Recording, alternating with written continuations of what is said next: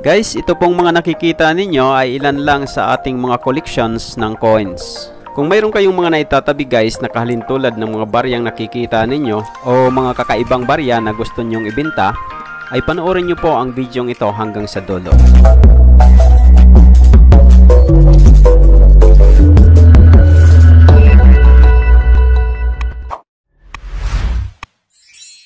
Guys, itong mga nakikita ninyong barya, ang ilan po dito ay bago nating nabili. At ngayon po ay kasama na ito sa ating mga coin collections. Madami na rin po itong ating coin collections at ang iba po dito ay nagawa na natin ng videos at na-upload na natin dito sa Coin Collector TV. At marahil ay napanood nyo na po ang iba dito. Sa kabila ng dami na nitong aking mga coin collections guys, ay gusto ko pa rin itong dagdagan. Ang ilan po sa mga coins na gusto kong maidagdag dito ay ang kumplitong series ng 1 centimo ang bagong lipunan na makikita po sa kanyang overs ang mukha ni Lapu-Lapu.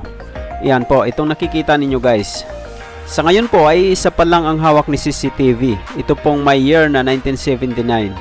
Kaya guys, yung nasa inyo po ang ibang year sa series na ito, ay maaari nyo po itong ibenta kay CCTV.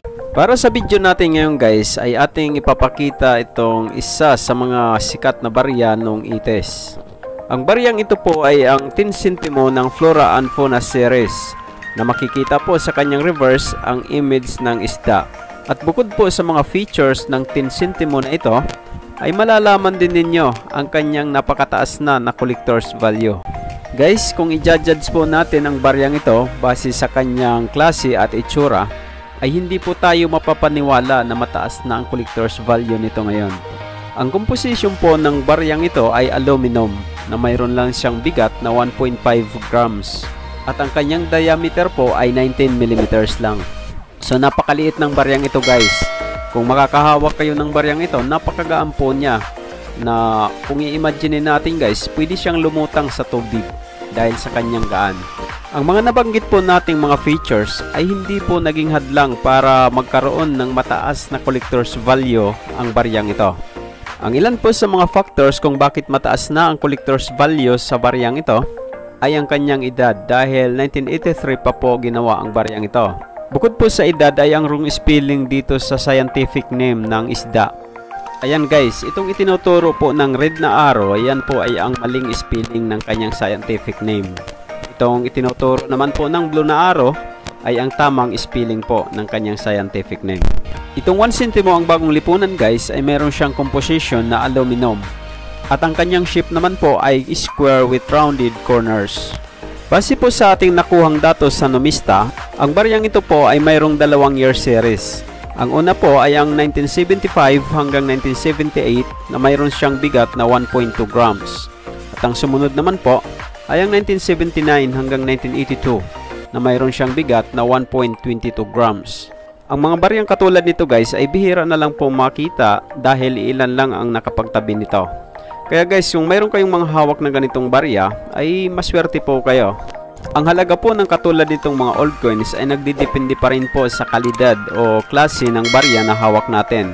Kung ito ay maganda pa po ang klase o ang kalidad ng barya ay mataas po ang magiging value niya.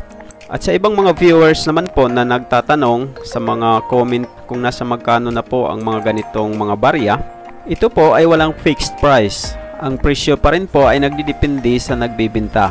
Dahil base po sa ating pagre-research ay iba-iba po ang mga presyo ng mga ganitong coins.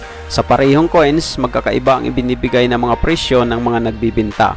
Kaya guys, kung gusto nyong magbenta ng inyong mga coins, ay mag-research po kayo tulad na lang nitong ginawa natin.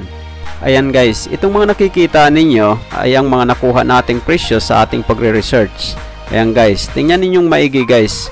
Ito po ay magiging guide natin o magiging basihan natin sa ating pagprepresyo o pagbibenta ng ating mga coins.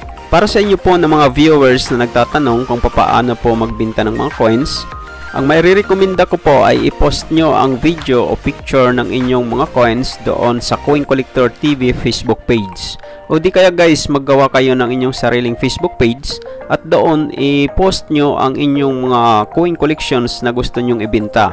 At kung okay lang po sa inyo, lagyan nyo na rin po ng presyo. Guys, maraming salamat sa panonood nyo sa video ito. At kung may mga concerns kayo tungkol sa inyong napanood, ay huwag po kayong mahiyang mag-comment dahil interesado po si CCTV na makarinig ng mga comments mula sa inyo. Para naman po sa mga nag-subscribe na dito sa Coin Collector TV, maraming salamat din po sa inyo. At para naman po sa mga bago lang dito sa aking channel at hindi pa po kayo nakasubscribe, ay mag-subscribe na rin po kayo at i-click ang notification bell para updated kayo sa mga susunod nating uploads. At ito ang laging tatandaan, ang barya ay mahalaga at dito sa CCTV, ito ang bida.